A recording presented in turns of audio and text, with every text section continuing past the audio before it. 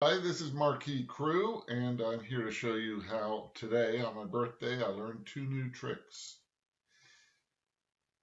I was asked, or everyone was asked in the Ultrix community by Kat, how come her macro lost its metadata when you started adding more tools to the workflow? And it took Jesse to comment on the post to come up with the right answer to the problem.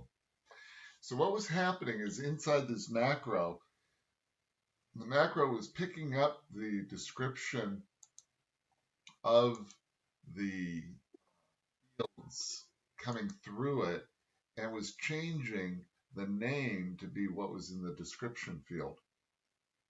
And it would do that. It would work for one or two output tools following the macro, but it would lose the metadata. And so the answer to the problem was in taking a look at the interface designer and looking at the wrench. Output fields change based on macros configuration or data input. Put a checkbox there, it solved the problem. Trick number one.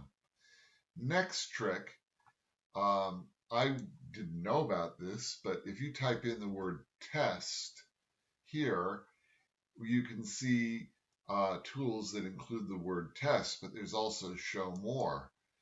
And with show more, the screen kind of went blank over here, but what it did over here was impressive. Now, in the palette are all sorts of tools that contain test or test keywords. If I change that to marquee, I've got a lot of tools that have marquee in them as keywords, or you can do something like join and see all of the join keyword tools.